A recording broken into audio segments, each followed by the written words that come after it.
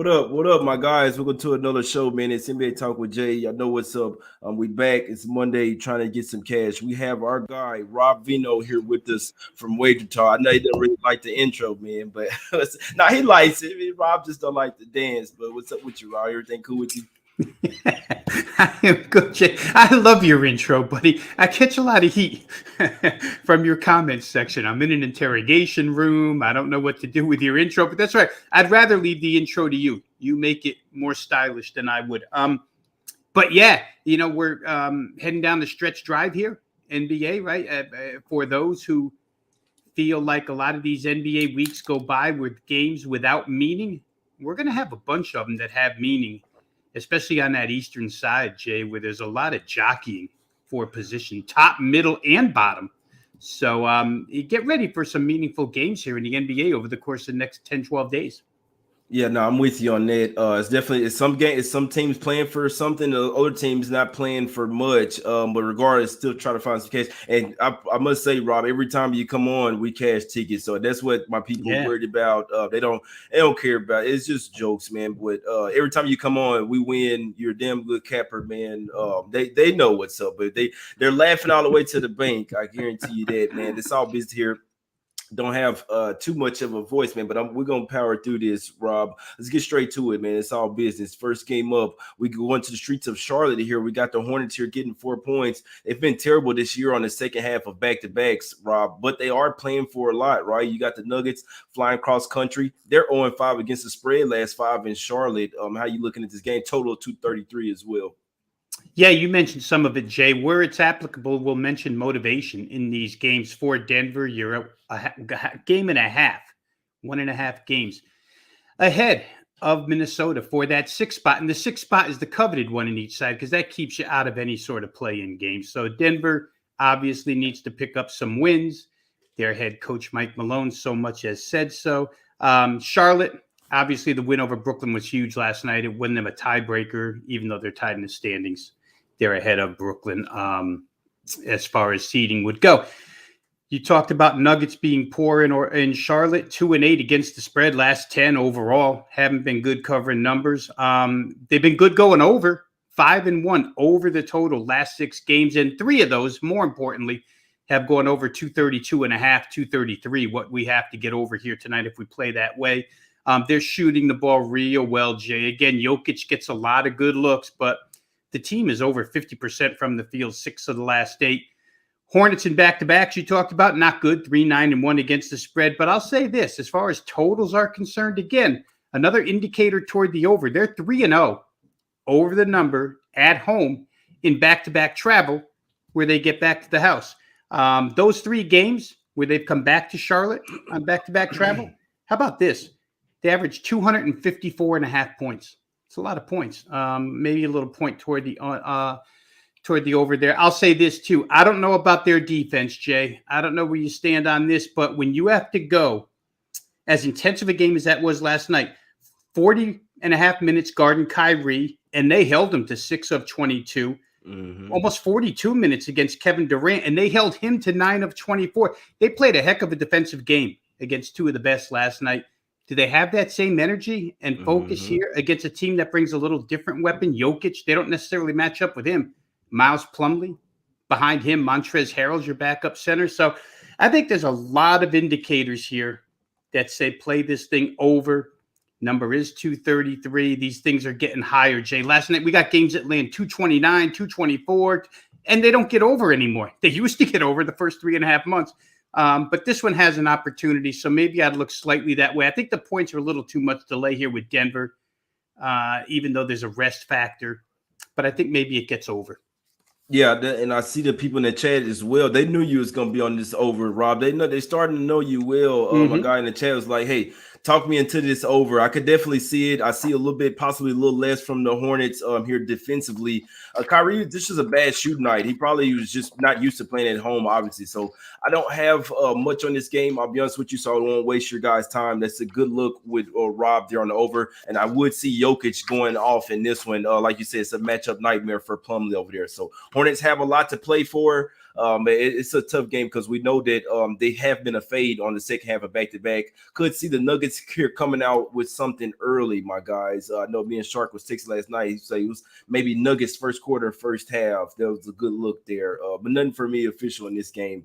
Let's go over here to the streets of Cleveland here, Rob. We got the Cavs here laying 9. This line opened up at 10. It's come down to 9. I must say I kind of agree with it, man. This isn't the Cavs team of beginning of this season, and I think mainly because Jared Allen, this team's defense is light years different. You're starting guys like you're starting Kevin Love at the center here. Easy baskets in the paint all day. You see what I'm saying? I know they still got Markkanen and Mobley, but the Magic have some size. Rob, what do you think about this? Sorry. What do you I think that the Magic will be like a Cavs team like in the next couple of years. They have like the 3 starting bigs as far as like Franz Wagner, Wendell Carter Jr. and Mo Bamba out there. They need to get some more depth at the guard position, starting to get a little bit healthier. Now no Suggs still out, but I lean the Magic here. I agree with this move coming down, and the Cavs just hadn't been the same team. They've slipped all the way down to the play-in spot here, Rob. What do you think in this one? Would you be looking towards maybe an under spot here or looking towards underdog? Well, after reading a little bit, Jay, and going through this, I think I'd land first half here, but let me give you a couple of reasons why. First off, where motivation is concerned, you would think that Cleveland, in the thick of that mid-rung playoff seeding race, would have a lot to play for. But a quote from J.B. Bickerstaff tells me that he really cares more about the way they're playing than whether they win games right now. He said, no matter where we finish in the standings, I know our guys will compete. Okay, you want to come out and compete. Orlando, let's mention this too, Jay, because we got to mention the bad with the good. They're tied for dead last, record-wise, in the NBA with Detroit and Houston. I'm going to get to that in a second here. But the Cavaliers, the other night, Saturday night, they go 1 for 18 from beyond three-point range in that game in the first half. And it dug a hole. You can't go 1 of 18 from 3. I think there's, reading some more quotes, there's a sense of urgency for them to start quickly here in this game, which maybe I would lean towards Cavs first half. The second question is, after seeing Saturday night, you tell me, because you're the guy who tells me when people don't want to win games. Orlando's beating Sacramento by 7 with a little over a minute left, and they blow a 7-point lead in a minute to Sacramento. Is that intentional? I mean, this may be a ping pong ball race for Orlando here, so I'm a little concerned with how hard they want to play. Their shooting has been absolutely miserable for the last 4 games. I think 40% has been a high against bad defenses. 2 OKCs, a Golden State thrown in there. One more I'm not remembering off the top of my head, but Cleveland has scored 113 or more in 5 of their last 7. I think they're going to come out quick here, Jay. I don't know how the full game goes, but I think Cavs -5, reading into what their coach is saying in the first half, looks pretty good to me. So maybe I'll land there. I haven't yet. That's a good point there. Yeah, I watched that last game. I was watching it. The Magic, they just pissed it away. They had a 7-point lead to go, and it's a young team. They had a couple of bad turnovers. The Cole Anthony basically got ripped in the backcourt. So it was crazy to see, Rock, because you know what? I don't think that the Magic are tanking. This team has been playing pretty hard. The Kings just stole that game. I was watching that game live, so I don't think they did it on purpose. They were actually pretty pissed that they let that game go, to be honest with you. This Magic are one team that didn't seem to be looking towards tanking. So like another team, the Kings we'll talk about later, but I still lean the Kings here. Wendell Carter Jr. is probable. He is going to play in this game. And just what I've seen from the Cavs just didn't buy on for me. Like I say, full game, I couldn't lay the 9 with the Cavs the way in their current form, and I think it's mainly because when they're missing Jared Allen, it's been a different team out there, so they're still laying points like they're the Cavs team of old, and it's not necessarily the same, but at least they do have LeVert not on the minutes restriction, so him and Garland could go off in this game. That's where you want to attack the Magic. They're bad guards in my opinion, so we'll see what happens. Magic plus a 9 is the only way that I could look in that game. Let's go over here to the streets of Indiana real quick. Sorry, guys. We're going to power through. We got the Pacers here getting 8 points at the house here, Rob. You like something here? I think the scheduling is great for Atlanta, Jay. Whether or not they're good enough to capitalize is another question, because so far this year, and we're 70-some-odd games in, they haven't shown us that they're consistently good enough to capitalize. But they've got 2 full days worth of rest, and they got a day off tomorrow. And after that day off, they got OKC. It couldn't be any better scheduling-wise for Atlanta in this game. Question marks next to Bogdanovich. He didn't play last game. Question mark next to Gallinari. However, he played 37 minutes Friday night and scored 25 points. So with 2 days off and a day off tomorrow, I would think Gallinari goes here, which helps. I like the Hawks scheduling, as I mentioned here. They are in that number 10 spot. They're only game and a half behind Brooklyn and Charlotte. And they have a game with Brooklyn on Saturday night. So if they really want to make a move for the 7-8 spot, give them 2 chances at a play-in, then now's the time to make it. The Pacers are just in no man's land, right? They're caught between the draft teams, the playoff teams. All I know out of Indiana is that they're going to run up and down the floor, and they're going to get a lot of shots up, which probably plays into the hands again of over, which the bettors have gotten to this morning, 234.5 to 236.5. And the last 2 times these teams played, they're kind of relevant because it's been twice in the last 6 weeks. Those games went 259 and 245. Atlanta 131 to 128. Atlanta 133 to 112. They've had no problem getting to 130 against the Indiana Pacers, Jay. Don't have anything yet, but I think that for side, I don't have anything yet, but I think that Atlanta, if you think you can trust them, you play them. Otherwise, you don't. But I do think total is a nice spot here. Atlanta, Indiana, up and over. Indiana just, can't play any defense. Refuse to play defense, basically. I wouldn't look towards betting the Pacers for the rest of the season, guys. They're like the Blazers. They don't want to win games. They're tanking. You can tell, like, Brogdon's not even hurt. They're just not playing them. So all their good guys, they'd rather not play them. Guys, pay attention. Pay attention to these teams that don't want to win games. It's Hawks or nothing for me in this game. I wanted to take the Hawks. I don't like them on the road. The Pacers did play them in a tough game at the house. The last game, the Hawks were toying around with them. Still came back to almost win by double digits. They were down by like 17 points in that game. So some people in the chat liking Hawks team total over. Couldn't talk you off it. It's crazy because I'm not in a hurry to lay 8 with the Hawks, but I would be in a hurry to fade the Pacers, guys. So, I mean, I know it's a lot of people that like to parlay something out there. Maybe if you want to throw a Hawks money line on a parlay or something, put you something together. The Pacers they're not winning this game. It's simple. They don't want to win this game. And so I'm not betting on any team that doesn't even have any aspirations of winning. It's Hawks or nothing. This is pretty simple for me. And that one, you like some of that one, find some type of way to get on the Hawks. And I'm with Rob there. Gallinari should play.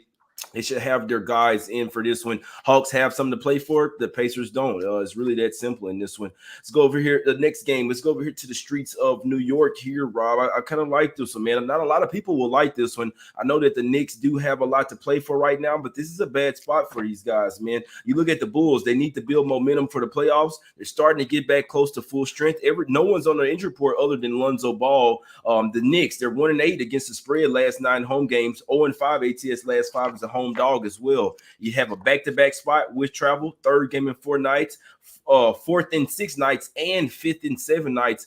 This is a fade spot for me for the Knicks. Like I said, I know they still have something to play for, but I'm taking the Bulls today, man. The Bulls. I think they showed some versus the Cavs as well. They can try to get a win on the road. Trying to build, Caruso talked about it, trying to build momentum for the playoffs, guys. So they're trying to build the right habits defensively. I think they come in here and lock down here, and they have the better offense. They have the rest advantage.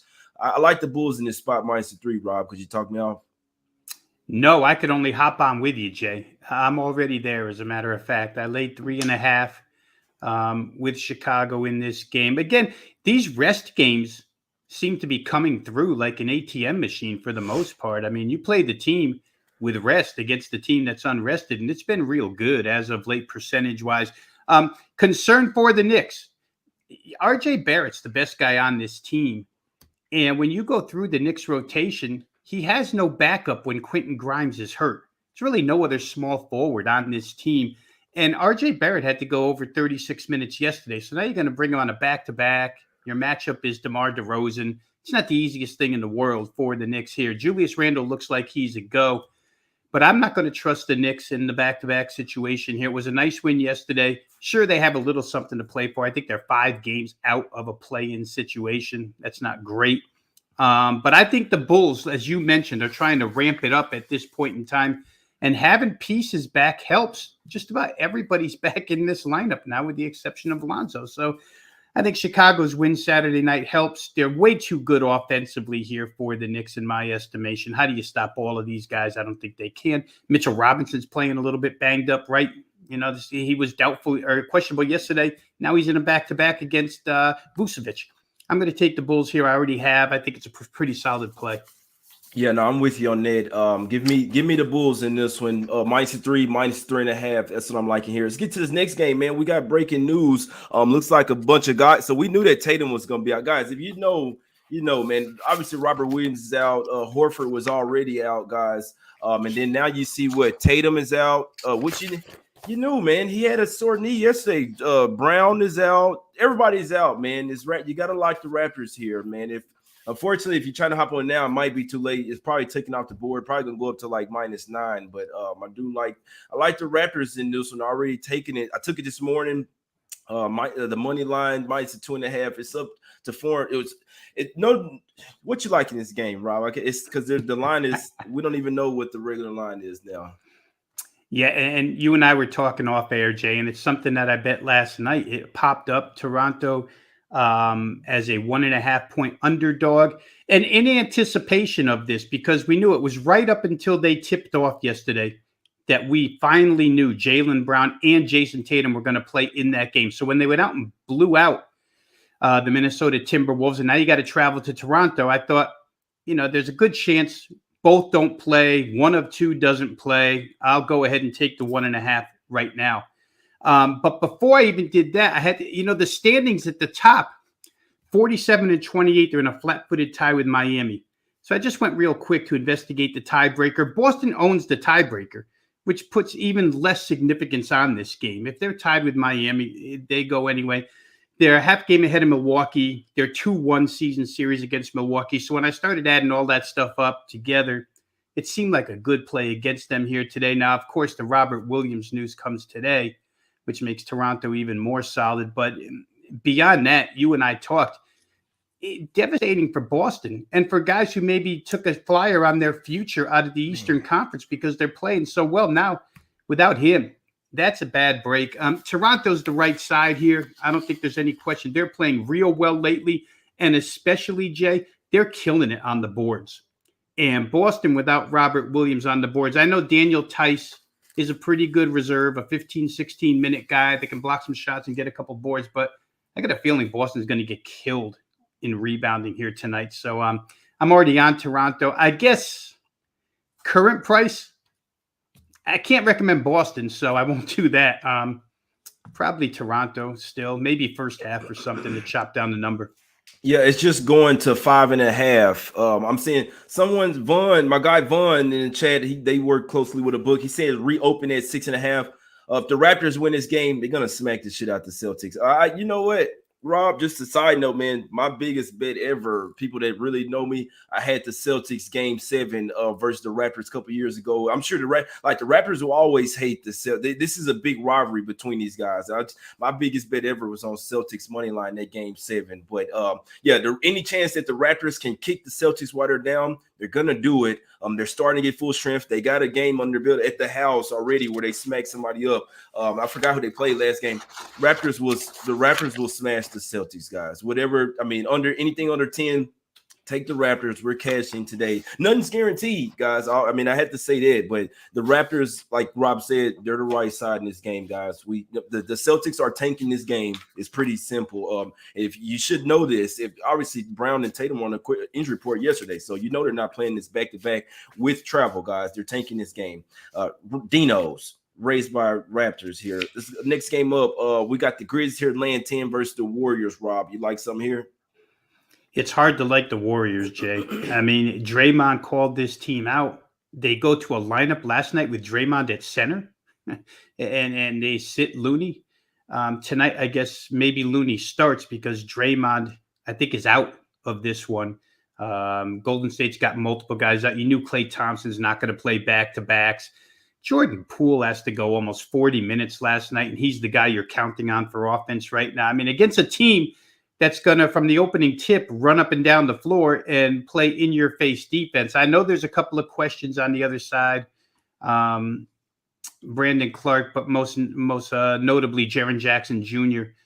is a question mark. But even still, Jay, this team is so confident right now. And when they get you, they tend to blow you out. Now, I know from our buddy Ski Prophet, who drilled this into my head, and part of his chat room audience over there in the green room, they preach Memphis team total over first quarter. Team gets out the quick starts. Team wins first halves. So if you get up real early against Golden State in a back-to-back, you think Golden State's going to show any fight in the second half? Probably not. So I'd have to be Memphis all in or nothing. Sorry, guys. Yeah, I don't have nothing on this game, man. I'm staying so far away from the Warriors right now, guys. They sitting Draymond, Klay Thompson's out. They do have beef with the Grizzlies. The Grizzlies just played them so tough, man. But I would be a little bit careful. Jaren Jackson Jr. may be out as well, guys. So they probably won't have Ja Morant or Jaren Jackson. Who knows, man? I hate betting games like this, man. When would the Warriors try to show up with a great effort after getting smacked up? They just lost to the Wizards yesterday, man. So it's a tough game. I'd like to say I want to lean to the Warriors, but I'm not messing with this game, man. What are we doing here? We're going to talk about some shirts, man. Nah, I'll mess with you guys. Sorry. Let's sell some shirts, Jay. Rockets getting 7.5 here, Rob. From the Spurs. I did see that Lonnie Walker's out. Vassell is back. You like some in this one? You know, I thought I was going to play San Antonio till I saw the price, Jay. I mean, I know Houston's bad, and I know Houston's got the capability to be blown out, but Houston's also got the capability to go bucket for bucket with a bad defense. And San Antonio showed us something the other day in New Orleans, getting that win. It showed me that they're actually after that final play-in spot. They want to get there. Their parts are interchangeable. As long as only one guy is out, Lonnie Walker, it doesn't bother me too much. The other day, like you said, Devin Vassell and Lonnie Walker were both out, and still San Antonio got that win over New Orleans, in New Orleans. You know, I just did feel like the points are too high. If I'm going to play this game, I might look over in some fashion, just thinking that Houston can't stop this other team from scoring, and San Antonio is, like I mentioned, a poor defense. But it's hard for me to lay that many with them in this game. I wouldn't be on Houston. I think you'd have, if you bet Houston, you got to just cling to a desk or something for 4 quarters and pray that you get there. They've done it before. That's why I don't want to bet against them. But it may be something where the over is concerned. I don't like this game that much. Yeah, guys, what are we doing here, man? Some of these games, I don't know, bro. I don't know what to say about this game. I'm not going to waste your time, guys. Spurs do have more to play for. It's tough. Spurs are nothing for me. Simple. It's Spurs are nothing. I'm not looking towards taking the Rockets unless they're playing the Blazers. Next game up, last game up. We got the Thunder here, laying 1.5 versus. But, guys, the Blazers don't want to win games. They're going to lose every game the rest of the season. I'm not going official with Thunder minus 1.5.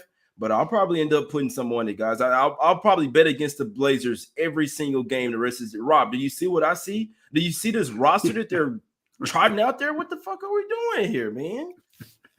And they have no choice, Jay.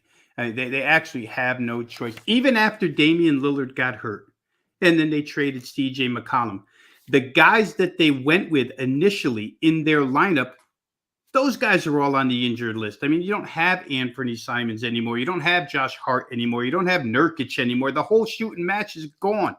And to your point, they're playing with a team that you have to wonder if they're capable of hitting 90 every single night they go out there. To counter that, while Oklahoma City covers a lot of spreads as dogs, I don't know what they're doing either, because I looked today and all of a sudden Portland's got all these guys out. Wait a minute. Maybe we'll throw Darius Baisley on the injured list too to go with the rest of our guys. They're playing nobody as well. Although I did see they might bring Jeremiah Robinson-Earl back tonight. Yeah, he's back. He's coming back. And he's a good defensive player on that end. I think in a war of attrition, Oklahoma City's guys have played together a lot more, and I think they've done better things. But to your point, I don't know which one really wants to win. OKC has 21 wins, just one win ahead of all these other 20-win teams. hey, they've been competitive, like I say, as a dog. You can trust them as a favorite. I guess they're just the better of the two teams, so I'd have to look that way. I can't look at Portland under any circumstance, really, unless the line maker makes it impossible, right? Yeah, I did forget a game too, guys. We're gonna talk about Kings versus Heat. Thunder, Thunder or nothing, guys. You look at the squad. I'm not gonna even look up the roster. They still have ballers. They still have NBA players. Pokashevsky, Trey Mann. Like you said, they bring it back. Robinson Earl should have guys like Baisley. Trey Mann is a baller, guys. Let me tell you this. Yeah. This Thunder team, at least one thing I've seen from them, even though they're tanking, they got a ton of draft picks. You see what I'm saying? At the end, the Blazers would probably they want to lose. I think the Blazers do whatever they have to lose this game, guys. It's simple. They're trying to tank as hard as I've ever. I think Billups is in on it. I think they've told him lose every game the rest of the season. You see them sitting hard.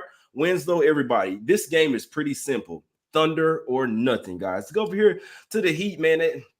Let's go over to the streets of Miami. They're laying 12.5. Rob, this line opened up at 13. I think it's way too many points. When will the Heat actually play a game? It's remains to be seen. I don't know. Four straight games I faded them and we cashed out. It's Kings or nothing because I don't think that the Heat can just flip the switch. Well, they can. I don't know because the standings over there in the East are starting to get real dicey. I think the top 4 teams in the Eastern Conference right now, I'd stay away from them. Not necessarily saying they're a fade, but some shit's going on. They're jockeying for position, not trying to get 1 or 2. They're scared of the Nets. I told you this the other day. This is too many points for me to lay with the Heat, and I'm not sure they even want to win this game. So it's Kings or nothing for me, Rob. I'd like to go official with it, but one of these games the Heat are going to, you know what I'm saying, and going to try to win. Could be this one. It's still Kings or nothing for me, though, Rob. Yeah, that's the crazy part of the handicap, Jay, and that's the reason why you don't have to bet every game. I mean, exactly. if you can stand on both sides of the fence, which we're going to do here. To your point about the Kings, how about this from Alvin Gentry about his team? The competitiveness is there. Our will to win is still there. He thinks his team is still going hard. So if they're going to go hard, and they did, you watched the game. You just told us that they come back from a 7-point deficit with over a minute left and win that game. So, I mean, that is competitiveness for sure. And Miami, point spread wise, has been a disaster for 8 games. But I can't get over the Knicks game yet a couple of nights ago, Jay, where I actually played Miami first half in that one simply for no other reason other than Jimmy Butler and Udonis Haslem had gotten into it the night before, and Spoelstra got into it with him. And I thought, you know what, this team will probably come out with a little fire in their next game. And they were great for 3 quarters. And then they get beat by the Knicks by 23 in the fourth quarter. Are you kidding? So they tanked it, Rob. If that doesn't throw red flags up, you're right. If it doesn't set off alarm bells, then nothing will. But I'm afraid, as you are, that one of these games, they're going to come out. And it doesn't matter which pieces play because they play with whatever's available. And they've played really good all year long, just about with whatever's available. They're a little bit scary that way. And the Kings aren't great defensively. They can be lit up. But Davion Mitchell, one of my favorite draft choices of all out of Baylor, has taken over in the absence of De'Aaron Fox. And I don't know that anybody notices that De'Aaron Fox is gone right now because he's better on the defensive end and he's putting up really good offensive numbers too. So their backcourt of the future looks really, really good when Fox is healthy. And with Mitchell, I probably would lean Sacramento. I can't get on Miami right now. A little scary. Yeah, so this is one that, like I said, I'm gonna step away because I just faded the Heat 4 straight times. I am gonna step away in this one. I still like the Kings in this one, though. Like I say, not enough to give out official because I can't guarantee you this one like the last game where I knew the Heat didn't want to win. It was a heavy spot. Kings 4-0-1 ATS last 5 road games. They're covering as road underdogs as well, man. You look at it. This is a team that they're not necessarily tanking. They've won 2 straight games and covered the last 3. So it's Kings or nothing for me in this game. That's the only way that I could look, my guys. Let's get out of here, man, before I pass out or something. Let's talk about some shirts real quick, man. Hit me up on NbaTalkWithJay@gmail.com. I will not touch the package or anything, guys. So you don't have to worry about anything. If you like a shirt, you can still get it. You know what I'm saying? I have them ladies send it out. Hit me up for them shirts, NbaTalkWithJay at Gmail. I appreciate everybody for supporting the movement. You see what I'm saying? Supporting the channel. Let's keep it going, guys. Also, got to let you know, let's get to some free NBA picks, man. We got a new promo code. We got a new promo rolling over here, man. The J19 has expired, my guys. Have you checked out all the new handicappers at Wager Talk and Sports Memo? If not, here's your chance. All NBA Talk with J Money viewers who are new to Wager Talk or Sports Memo can take 50% off their first purchase up to $100 using coupon code J50 when checking out. Even better, J50 can be used as a double dip and redeem once for a new customer at Wager Talk, once for a new customer at Sports Memo as well, man. So you can use that for my guy Rob over here. He's running absolute high as well. Rob, let them know how you're doing over there at Wager Talk, and also what are you liking on today's card for the people, my brother? Yeah, real quick, guys. Also, go over to wagertalk.com, drop your email address in there. You get access for free to all the content provided over there at Wager Talk. If you like shows, you watch Jay every single day. Stuff just like what Jay's doing here, we're doing over there as well. So make it a daily habit to watch everybody. Wagertalk.com. You can get my selection packages over there.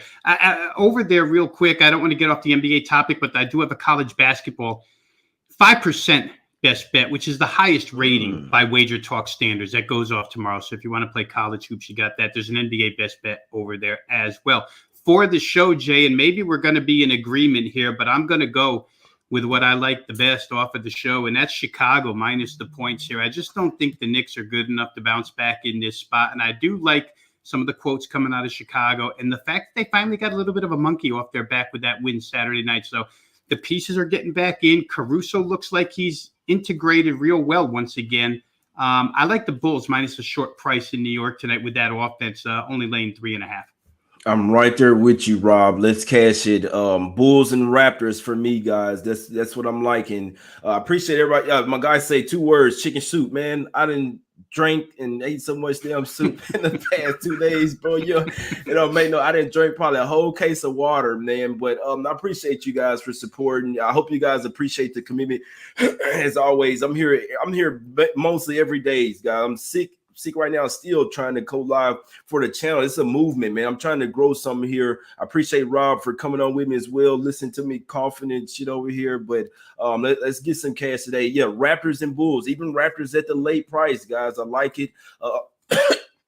Couldn't talk a single person off the Thunder minus 1.5. Couldn't talk a single person off the Hawks. I couldn't talk you off the Magic or the Kings as well, guys. Raptors and Bulls are the top looks of the day. I think we're going 2-0. Let's get some cash, man. It's also $9 Monday over there at Wager Talk as well. Every Monday. That's for everybody. $9 Monday. Go check them out. Free picks over there as well. And that promo code is good for it's for the whole package. So you'll get Rob's college basketball play as well, guys. Baseball's coming up. Go check them out. Wager Talk. Those are my guys over there. Let's get some cash today. Raptors and Bulls. Let's go, guys. Appreciate everybody for tuning in. Hit the like button, subscribe, and we are back tomorrow. We out.